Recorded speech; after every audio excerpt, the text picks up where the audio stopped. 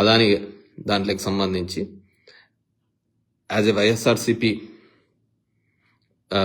కార్యకర్తగా నేను మా పార్టీ మీద మా నాయకుడి మీద ఒక నింద వచ్చింది కాబట్టి నా యొక్క ఒపీనియన్ ఖచ్చితంగా ఒక సిబిఐ ఎంక్వైరీ వేసి అదాని గారి మీద సిబిఐ ఎంక్వైరీ చేసి, ఎందుకంటే అంతకుముందు కూడా కొన్ని ఆర్టికల్స్ రావడం వల్ల సెబీలో ఈ విధంగా అక్రమాలు జరిగినాయని అదాని మీద వచ్చింది. దాని మీద సుప్రీంకోర్టు ఏదో మళ్ళీ ఒక క్లియరెన్స్ ఏదో ఇవ్వడం జరిగింది. సో ఇవన్నీ ఉన్నాయి కాబట్టి డెఫినెట్గా ఒక నిష్పక్షపాతంగా ఒక సిబిఐ ఎంక్వైరీ చేసి అదాని గారికి ఒకవేళ అలాంటివి చేసింటే డెఫినెట్గా శిక్షార్హతలు.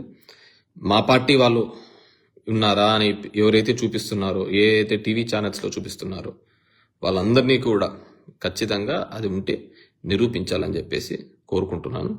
అండ్ దయచేసి వైఎస్ఆర్సీపీకి సంబంధించిన నాయకులకి, కార్యకర్తలకి అందరికీ కోరుకునేది, మీ ప్రాంతంలో జరిగే ఏ విషయాన్నైనా జరిగే సరే, అక్రమాలు కావచ్చు, ఇంకోటి కావచ్చు, మీకు తెలిసిన విధంలో సరైన భాషలో, మనం తిట్టాల్సిన అవసరం లేదు, ఇంకోటి లేదు,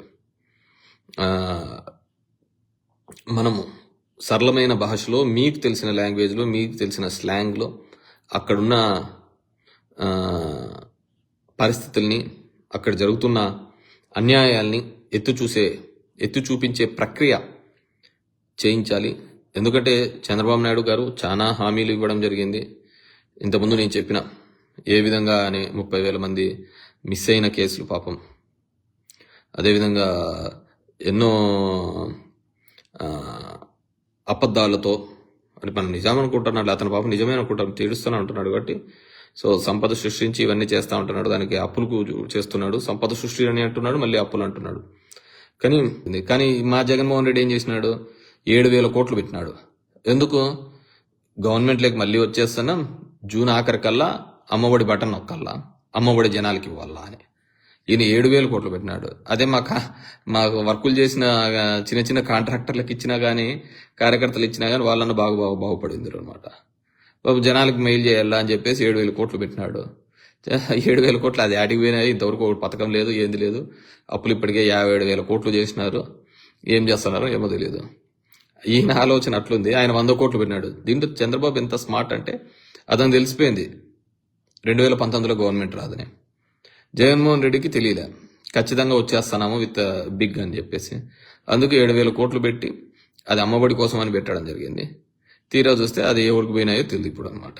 సో ఆ విధంగా ఉంటా ఉంటుంది అనమాట. సో ఈ అబద్ధాల గారడి మీద, దీనిల మీద సో మల్టిపుల్ ఆపర్చునిటీస్, ప్రతిసారి కూడా దాన్ని ఏ విధంగా వినియోగించుకుంటాము, ఏ విధంగా అనేది ఇదనమాట. ఇప్పుడు మా సోషల్ మీడియా వాళ్ళను కూడా అరెస్ట్ చేస్తున్నారు, ఇది చూపిస్తున్నారు. నేను రిక్వెస్ట్ చేసేది ఏంటంటే కూటమికి, దయచేసి ఎక్కడైనా కానీ ప్రతిపక్షం అనేది మాట్లాడకపోతే, మనల్ని ఎత్తి చూపకపోతే ఆ నష్టము ప్రతిపక్షం కంటే పాలకపక్షానికే వస్తుంది.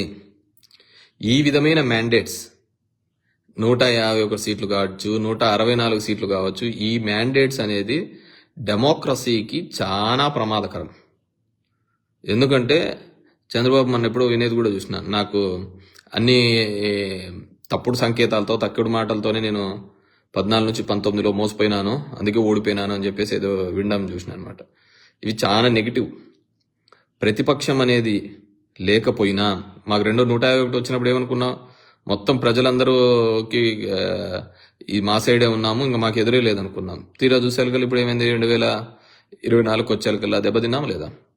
సో వాయిస్ అనేది ప్రతిపక్షం లేకపోతే, ప్రతిపక్ష గొంతు లేకపోతే ఖచ్చితంగా అది పాలకపక్షానికే ఇబ్బంది జరుగుతుంది. ఇప్పుడేమో అంతా స్మూత్గానే ఉంటుంటది. అందరూ కూడా మన దగ్గరకు వచ్చి అందరూ ప్లీజింగ్గానే మాట్లాడుతూ ఉంటారు. సరే ఇప్పుడు అక్కడ ప్రతిపక్షం లేదు, మాకు 11 మందే సీట్లు ఉన్నారు, మీకు ఆ గలం ఇప్పలేదు. సో సోషల్ మీడియా అనేది నేను ఎప్పుడూ చెప్తుంటాను, ఒక ఫోన్ వచ్చిన తర్వాత, టెక్నాలజీ వచ్చిన తర్వాత, ఒక ఫోన్ ఉన్న ప్రతి ఒక్కడు ఒక పత్రికా సంపాదకుడే, ఒక టీవీ ఛానల్ ఓనరే. తన ఒపీనియన్ని బలంగా వినిపించవచ్చు, చెప్పచ్చు. ఇప్పుడు నేను ఈరోజు ఈ విధంగా చెప్తున్న సందర్భం, కానీ మనం మాట్లాడే భాషలో, మనం పెట్టే పోస్ట్లో అసభ్యకరంగా లేకపోయినంత వరకు అది యాక్సెప్టబుల్. ఆ విధంగా అందరూ కూడా ఉంటే చాలా బాగుంటుంది. అండ్ ఇప్పుడు కొంతమందిని కొన్ని దానిలలో పెట్టడము, ప్రశ్నించినాడని చెప్పేసి అరెస్ట్ చేయడము, ఇవన్నీ చాలా బ్యాడ్ సిగ్నల్స్. అంటే కొత్తగా నేర్పిస్తున్నాడు. అవి నేర్పించుకునేది చెప్తున్నాను కదా, ఇవన్నీ మళ్ళీ ఎనికి మనకే పడతా ఉంటాయి. ఇప్పుడు రైట్ ఇన్ఫర్మేషన్ యాక్ట్ ఉంది, అది తెచ్చిన తర్వాత ఎవరికి నష్టం జరిగింది? కాంగ్రెస్కే నష్టం జరిగింది. అదేవిధంగా ఈడీ, ఫెమా ఇవన్నీ బలోపేతం చేసిన తర్వాత ఎవరు నెక్స్ట్ వచ్చిన తర్వాత వాళ్ళకే ఇప్పుడు నష్టం జరుగుతుంది అనమాట. సో ప్రతిపక్షాన్ని, ప్రజల యొక్క గొంతును నొక్కాలని చూసిన ప్రతిసారి కూడా డెఫినెట్గా ప్రజలే రోడ్డు మీదకి వస్తారు, తిరగబడతారు. ఈరోజు 10 మందిని వేస్తారు, రేపు ఇంకో 100 మంది పుడతారు. మనం ఆలోచించుకోవాల్సింది ఏంటంటే, 4 నెలల్లోనే ఇంతమంది ఏ విధంగా ఎందుకు మాట్లాడుతున్నారు అని.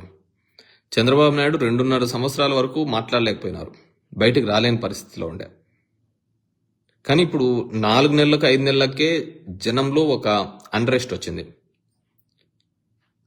ఒక వ్యతిరేక భావంతో మాట్లాడుతున్నారు. అది ఎందుకు వచ్చింది, సరి చేసుకోవాలనా లేదా అనే భావన ప్రభుత్వంలో ఉన్న వాళ్ళు చూసుకుంటే డెఫినెట్గా ఆ పార్టీలకు దానిలకు మనుగడ ఉంటుంది. లేదు అధికారం ఉంది కదా అని తొక్కుకుంటా పోతూ ఉంటే డెఫినెట్గా ఇట్స్ పొద్దున ఉంటే రాత్రి ఉంటుంది, రాత్రి ఉంటే పొద్దున ఉంటుంది. ఇట్స్ సైకిల్, తిరుగుతూనే ఉంటారట తప్ప ఎక్కడ ఉండదు.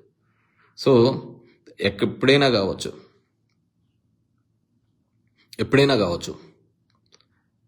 ప్రజల గొంతును వినిపించే విధంగా చేయాలి. పెద్ద పెద్ద డిక్టేటర్స్ అని అట్లాంటి వాళ్ళే గాలి కొట్టుకోమైనారు ప్రజాగ్రహం ముందు. సో 4 నెలల్లో ఎందుకు ప్రజాగ్రహం ఇంతగా వచ్చింది? మనం కేవలం ఈ ప్రజాగ్రహాన్ని కొంతమేర కనపడకుండా చేయడానికి ఈ స్టేషన్లలో, జైళ్లలో, దీనిలలో పెట్టడానికి ఉపయోగపడుతుందే తప్ప డెఫినెట్గా అది ఒక సొల్యూషన్ అయితే కాదు. సొల్యూషన్ జైల్లో పెట్టడం డెఫినెట్గా ఎవరైనా కానీ సోషల్ మీడియా వేదికను చేసుకొని నోటికొచ్చినట్లు అసభ్యకరంగా మాట్లాడితే శిక్షించాల్సిందే. అసభ్యకరంగా పోస్టు పెడితే చర్యలు తీసుకోవాల్సిందే, చట్ట ప్రకారం చర్యలు తీసుకోవాల్సిందే. కానీ ఏదానికి సంబంధం లేకుండా ఒక భయభ్రాంతులు చేయాలి అనుకుంటే డెఫినెట్గా ఈ ఎరాలో డెఫినెట్గా ఇట్స్ ఏ బూమ్రాంగ్ అవుతుంది, బౌన్స్ బ్యాక్ అయితే దాన్ని ఎవడూ తట్టుకునే పరిస్థితి ఉండదు. ఆ రోజు అంతకంత మళ్ళీ అందరూ సఫర్ కావాల్సిన పరిస్థితి వస్తుంది. సో నేను అంతకుముందు చెప్పానుగా, మా పార్టీ వినాయక చవితి రోజు చంద్రుడిని చూస్తూ ఆలోచిస్తూ పెట్టినట్టున్నారు కాబట్టి ఇన్ని అపవాదులు, నిందలు పడాల్సి వస్తుంది. దానికి అడుక్కోవడానికి మా పార్టీ 12 ఏళ్ళంతా దాని మీదే పడిపోయిందని నేను అనుకుంటున్నా. అంటే అదేదో పండగ రోజు నాకు బాగా, నేను ఇప్పుడు చిన్నప్పుడు మా టీచర్ చెప్తుంటే విన్నా అనమాట, అపవాదులు, నిందలు ఎక్కువ వస్తూ ఉంటాయని చెప్పేసి. సో ఆ విధంగా ఉంటుంది. And once again coming to the Adani projects,